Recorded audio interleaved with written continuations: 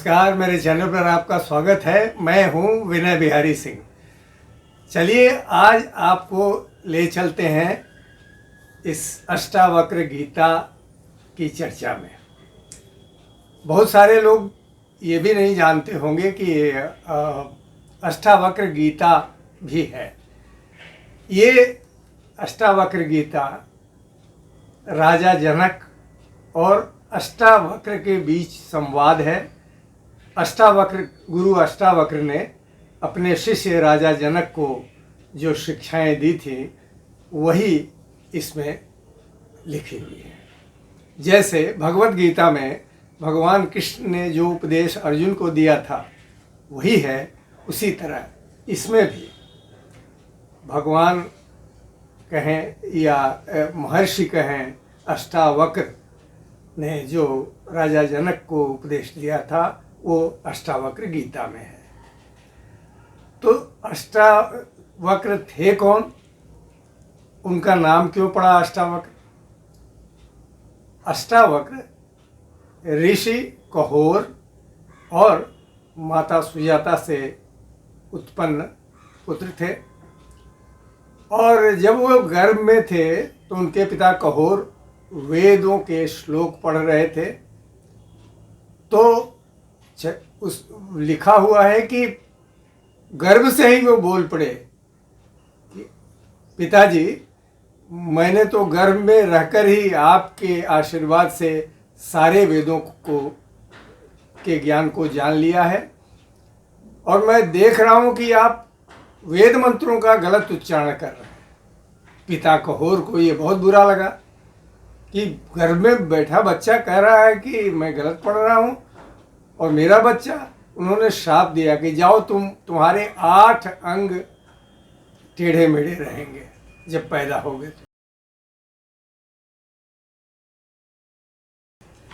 तो वही हुआ। जब वो पैदा हुए तो उनके 8 अंग, हाथ पैर और तमाम 8 अंग टेढ़े मेढ़े पैदा। इस बीच कहोर राजा जनक के दरबार में कुछ आर्थिक मदद मांगने गए थे। तो वहाँ वंदी नाम के एक विद्वान थे, वेदों के विद्वान, उनसे मुलाकात हुई।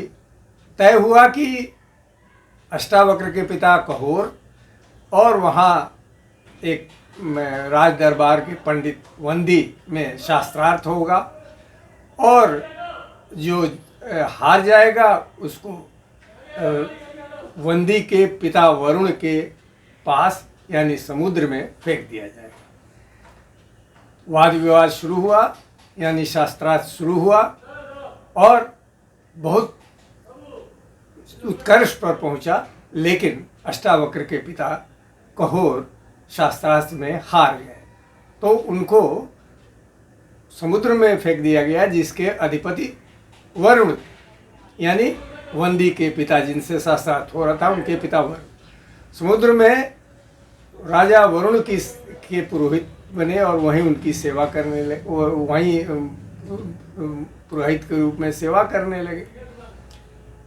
इस बीच अष्टावक्र 12 साल के हुए तो उनको पता चला कि उनके पिता शास्त्रार्थ में हार गए थे, तो इस कारण उनको एक समुद्र के सीमित इलाके में पुरोहित बना दिया गया।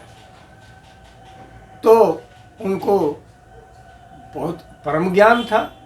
12 साल के थे लेकिन सारे वेद शास्त्र उनके परम विद्वान थे। तो उन्होंने वो राजा जनक के दरबार में अपने मामा के साथ गए और उन्होंने कहा कि मैं पंडित जिन्होंने हराया है उनसे मैं वाद विवाद करना चाहता हूँ। तो उन्होंने कहा तो ये 12 साल का लड़का क्या वाद विवाद करेगा? तो अष्टावक्र ने कहा कि आप मेरी परीक्षा लीजिए कि मैं वो शास्त्रार्थ करने लायक हूँ कि नहीं। बड़े बड़े पंडित हैं, उन्होंने देखा, करिए ये तो 12 साल का बच्चा इतना विद्वान, ये तो शास्त्रार्थ वंदी के साथ कर सकता है। तो वंदी और अष्टावक्र में शास्त्रार्थ शुरू हुआ और चरम उत्कर्ष पर पहुंचा। अंत में अष्टावक्र ने विद्वान वंदी को हरा दिया। तो ये था कि उनको समुद्र में फेंक दिया जाए, लेकिन अष्टावक्र ने कहा कि नहीं, मेरे पिता को मुक्त किया जाए और उनका सम्मान फिर से वापस मिले उनको। तो वो उन्होंने पिता को मुक्त किया और वरुण के पुरोहित कर्म से उनको छोड़ दिया गया। और फिर वो आए, जब उन्होंने सुना कि उनके उस बेटे ने उनकी मुक्ति कराई है जिसको उन्होंने श्राप दिया था, तो उनको लगा कि कैसा मैंने क्या कर दिया। तो ये रमण महर्षि के आश्रम में जब मैं तिरुवन्नामलई, तमिलनाडु के तिरुवन्नामलई में गया था, तो ये अष्टावक्र गीता खरीदा था, इसीलिए इसमें रमण महर्षि का चित्र भी छपा है। तो इसमें उल्लेख है कि उन्होंने कहा कि अपने मामा, एक तो मैंने मामा का नाम अष्टावक्र जी के मामा जिनके साथ वो राजा जनक में वंदी के साथ शास्त्रार्थ करने गए थे, उनका नाम भूल गया था। उनका नाम था अष्टावक्र के मामा का श्वेतकेतु। अच्छा, फिर जब मुक्त होके उनके पिता कहोर आए तो उन्होंने कहा कि तुम जा करके समंगा नदी में नहाओ। तो समंगा नदी में वो नहाए। नहा करके जो ही पानी से निकले, अष्टावक्र के सारे जो टेढ़े अंग है सीधे हो गए और एक सुंदर युवक के रूप में वो नदी से बाहर निकले। तो इस तरह पिता का शाप खत्म हो गया और एक सुंदर युवक के रूप में वो रूपांतरित हो गए, लेकिन उनका नाम अष्टावक्र ही रहा। तो इस अष्टावक्र गीता तो अब प्रश्न आता है कि राजा जनक का क्या संबंध। तो अब वो भी कथा है कि राजा जनक एक बार सब धार्मिक ग्रंथ सुन रहे थे, उसमें लिखा था कि ईश्वर का साक्षात्कार अगर आदमी पूरी तरह भक्ति और साधना में लीन है तो एक कदम चलते हैं ना, तो एक कदम रखते हैं, दूसरा कदम उठाते हैं, इतनी देर में ही ईश्वरानुभूति हो सकती है। उन्होंने कहा कि वो कौन सा उपाय है। जो राजपुरोहित पढ़ रहे थे ये धर्म ग्रंथ, उन्होंने कहा रोकिए, बताइए कि मैं कैसे इस स्थिति में पहुंचूंगा कि चलते हुए एक कदम उठा दो तो दूसरा कदम रखने के पहले मुझे ईश्वर अनुभूति हो जाएगी। तो राजपुरोहित ने कहा कि वो विधि तो मुझे नहीं मालूम है। तो राजा जनक ने उनको जेल में बंद कर दिया। इस तरह राज दरबार के सारे और राज्य के सारे विद्वान पंडितों को उन्होंने बुलाया और किसी ने प्रैक्टिकल नहीं बताया कि कैसे ईश्वर से साक्षात्कार हो सकता है। और सबको जेल में, बहुत सारे पंडित जेल में बंद हो गए। तो राजा जनक के बारे में घूमते घामते अष्टावक्र वहाँ पहुँचे। उनको पता चला कि राजा जनक ऐसा कर रहे हैं। उन्होंने कहा प्रश्न क्या है। और राजा जनक पूछ रहे हैं कि ऐसा प्रैक्टिकली साधना है जिससे कि मैं ईश्वर साक्षात्कार को सेकंडों में प्राप्त कर सकता। उन्होंने कहा कि ये तो कोई मुश्किल बात नहीं है, मैं कराऊंगा, मैं ये इसका हल बताऊंगा। तो लोगों ने कहा कि अरे आप नहीं बता पाएंगे तो जेल में चले जाएंगे। उन्होंने कहा कि चिंता ना करो, मुझे वहाँ ले चलो। तो राजा जनक के दरबार में गए। अष्टावक्र का दिव्य रूप देख करके राजा जनक खड़े हो गए। उन्होंने झुककर प्रणाम किया। उन्होंने कहा क्या दिक्कत है आप। उन्होंने कहा कि ऐसे ऐसे धर्म ग्रंथ में मैंने पढ़ा है कि अगर आदमी साधना करे तो सेकंड्स में ईश्वर का साक्षात्कार, ईश्वरानुभूति हो सकती है। तो वो कौन सी विधि है और कैसे मैं प्राप्त करूंगा, ये मैं जानना चाहता हूँ। उन्होंने कहा कि सबसे पहले तो जिन लोगों को आपने जेल में बंद किया उनको मुक्त कीजिए, सबको जेल से छोड़ दीजिए। तो राजा जनक को लगा कि ये तो दिव्य है, निश्चित रूप से कुछ बात है तभी, वरना ऐसा तो किसी ने नहीं कहा, ऐसा कंफर्म आश्वासन। तो उन्होंने सबको जेल से छोड़ दिया और राजा जनक को अष्टावक्र एक जंगल में ले गए। वहाँ उन्होंने सब पद्धतियाँ बताई और उनको ईश्वर अनुभूति हुई।